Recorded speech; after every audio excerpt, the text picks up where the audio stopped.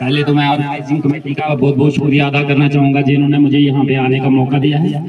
मेरे साथ यहाँ पे आपके भंडार के सरपंच सुनील जी, रेंज ऑफिसर और तमाम डिपार्टमेंट के जो लोग यहाँ पे आए हुए हैं, मैं इनका भी शुक्रिया अदा करता हूँ कि वो अपना कीमती वक्त निकाल के यहाँ पे आए हैं। लेट हो गया आने में, बाकी जो 2 टीमें यहाँ पे पहुंची हैं मैं उनको बेस्ट विशेस देना चाहूँगा कि अपनी तरफ से अपना बेस्ट देने की कोशिश कीजिए, 100% अपना योगदान दीजिए, इस तरीके से खेलिए जी कि आपको यहाँ से जाने के बाद इस चीज़ का अफसोस ना हो कि मैंने अपना 100% ना दिया।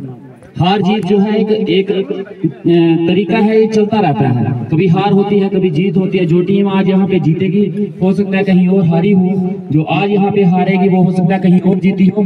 तो ये हार जीत का सिलसिला चलता रहता है, लेकिन मेन इंपॉर्टेंट है कि आप खेलते किस तरह के तरीके से हो। जहाँ जैसे एक मैंने एक लड़का देखा, वो कहता है कि मैं फैन हूँ किसी प्लेयर का, तो जिसका वो फैन है समझ लो प्लेयर वो है। जो ट्रॉफी लेके चला गया, जो कैश प्राइज लेके चला गया, लेकिन अपना फैन नहीं बना पाया तो समझो वो कभी खेल नहीं पाया लाइफ में, वो कभी प्लेयर नहीं है। लेकिन जो फील्ड में खेल के अपने फैंस बना के गया है ग्राउंड में, मैं उसको सबसे बड़ा प्लेयर मानता हूँ और वो सबसे बड़ा प्लेयर है। आज के वक्त में यही सबसे ज्यादा जरूरी है, क्योंकि नौजवान पीढ़ी जो है वो कहीं ना कहीं भटक रही है, नशे की तरफ जा रही है। बड़ी मायूस है आज का सिलसिला, आज का दौर देख के उनमें एक नाकामी, मायूसी उनमें उन बच्चों में है। उनको लगता है कि आने वाला भविष्य हमारा सिक्योर नहीं है, वो कहीं ना कहीं गुमराह हो रहे हैं, इस तरीके से दूसरे रास्ते पे जा रहे हैं, नशे की तरफ जाने की कोशिश कर रहे हैं। लेकिन अगर हम उन बच्चों को वहां से बाहर निकाल पाए तो समझो हम सोसाइटी के लिए, समाज के लिए कुछ ना कुछ कर गए। और उन बच्चों को उस रास्ते से बाहर निकालने का एक ही जरिया है, वो है स्पोर्ट्स। जब आप खेलते हो तो ये मत सोचिए कि आप कैश प्राइज जीतने आए हो, ये जिम्मेवारी लेके खेलिए कि हम यहाँ के समाज को, ये छोटे छोटे बच्चों को ड्रग्स की तरफ नहीं खेलेंगे, क्रिकेट की तरफ लाएंगे। और इस तरीके से खेलो कि आपके गांव के बच्चे ये बोलें कि मैं इसकी तरह बैट्समैन बनना चाहता हूँ, मैं इसकी तरह बॉलर बनना चाहता हूँ। वो आपका पीछा करें, वो आपके पास आए, वो आपसे बात करें। या अगर आप ऐसा करने में कामयाब हो गए तो समझो आप मैच जीत गए। लेकिन अगर हम यहाँ से जाने के बाद अपने बच्चों को मोटिवेट नहीं कर पाए ग्राउंड में आने के लिए, तो समझ लो हमने आने वाली पीढ़ी के लिए कुछ नहीं किया है। आप सिर्फ एक प्लेयर नहीं हो, एक समाज सेवक हो। अपने समाज को सुधारने की भी जिम्मेवारी आपके ऊपर है, और समाज को आप सुधार सकते हो अपने स्पोर्ट्स के जरिए, अपने इस कला के जरिए, जितने हो सकते हैं ज्यादा से।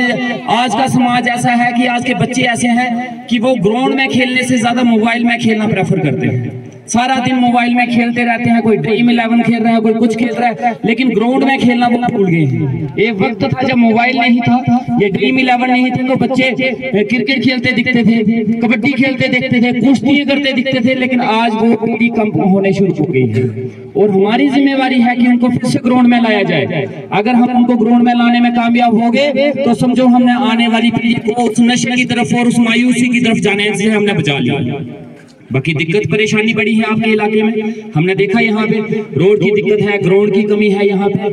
और मैं कहना चाहूंगा इस मौके पे कि जो होना चाहिए था, जो आपको मिलना चाहिए था, वो आपको नहीं मिला।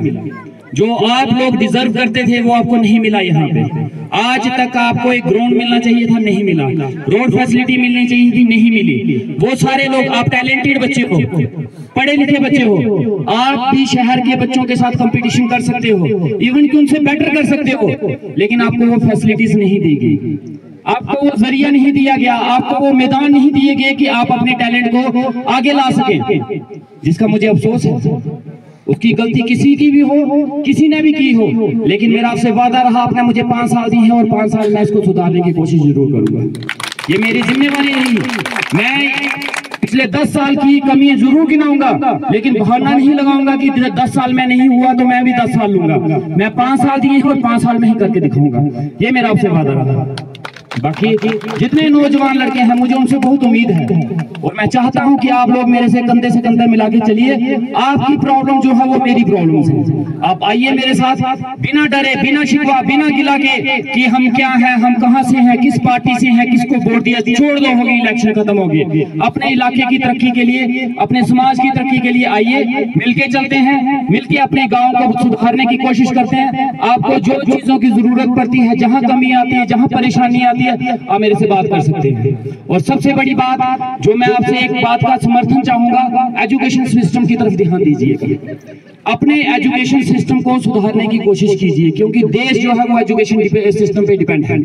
अगर पीढ़ी हमारी जो है, नौजवान पीढ़ी पढ़ी लिखी नहीं है, अगर वो एजुकेशन सिस्टम में कुछ नहीं कर पा रही, तो आपके यहाँ जितनी मर्जी डेवलपमेंट हो जाए, आपके रोड पहुंच जाए, स्कूल बन जाए, हॉस्पिटल बन जाए, बड़ी बड़ी बिल्डिंगें बन जाए, लेकिन आपके गांव के सारे बच्चे पल्लेदारी करने जाते हैं, तो समझ लो आपका गांव डेवलप नहीं है, आपका गांव पिछड़ा हुआ है। लेकिन अगर आपके यहाँ पे किसी बिल्डिंग की कमी है, किसी स्कूल की कमी है, किसी रोड की कमी है, लेकिन आपके यहाँ से डीसी बन रहे हैं, आईएएस ऑफिसर बन रहे हैं, केएस ऑफिसर निकल रहे हैं, प्रोफेसर निकल रहे हैं, तो समझ लो आपका गांव डेवलप है। इसकी तरफ प्रयास कीजिए। एजुकेशन सिस्टम में जो भी आपको कमियां दिखती हैं, आप मेरे साथ शेयर करने की कोशिश कीजिए। मैंने बीड़ा उठाया है कि सबसे पहले एजुकेशन सिस्टम को सुधारने के लिए जो कदम उठाने पड़ेंगे, उस कदम को मैं उठाने के लिए तैयार हूं। बाकी आप सभी यहाँ पे आए हैं, अभी मैच शुरू होगा, मेरी दोनों टीमों को बेस्ट विशेस हैं, अच्छे से खेलिए ताकि हमें भी अच्छा लगे और छोटे बच्चों को भी अच्छा लगे। बहुत बहुत शुक्रिया।